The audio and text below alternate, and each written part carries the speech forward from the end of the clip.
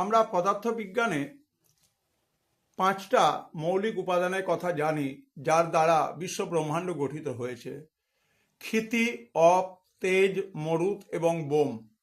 অ্যারিস্টটলের লেখায় ক্ষিতি, অপ, তেজ, মরুত এর কথা উল্লেখ থাকলেও বোম এর কথা উল্লেখ ছিল না। In the light off history, ইতিহাসের আলো ইউটিউব চ্যানেলে এক্সপ্যান্ডিং হরাইজন, দিগন্তের প্রসার, এই অধ্যায়ে আলোচনা রাখা হবে অপরসায়নবিদ্যা, যাকে বলা হয় ইংরেজিতে অ্যালকেমি। এবং এই অ্যালকেমি বা অপরসায়নবিদ্যা শব্দটি এসেছে মিশরীয় শব্দ খেম থেকে।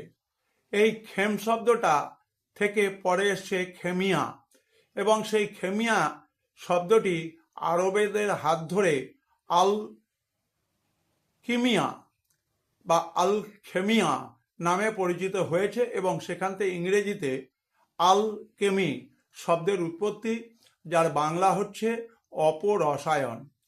প্রাচীন গ্রিসের ইতিহাস যদি আমরা দেখি, মিশরের ইতিহাস দেখি, চীনের ইতিহাস দেখি, তাহলে সেখানে কিন্তু অপরসায়নবিদ্যার চর্চা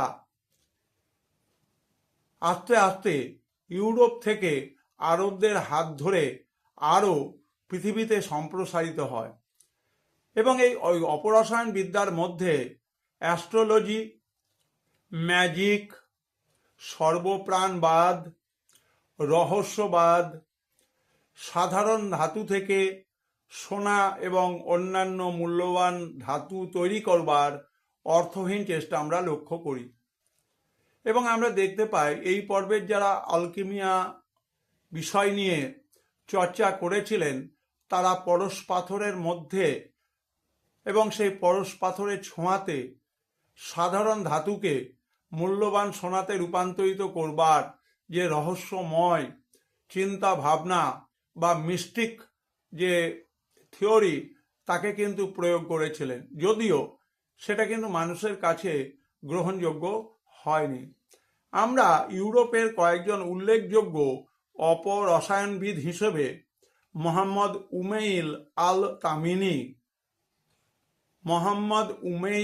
আল তামিনি, বেঞ্জামিন মুসাফিয়া, হারমেস এর কথা এবং কর্নেল অ্যাগ্রিপ্পা, প্যারাসেলসাস এবং অ্যালবার্ট ম্যাগনাসের কথা জানি। সংক্ষেপে অপরসায়নবিদ্যার ধারণা দেওয়া হলো। তোমরা সবাই শেষ পর্যন্ত দেখবে। সবাই ভালো থাকবে, সুস্থ থাকবে।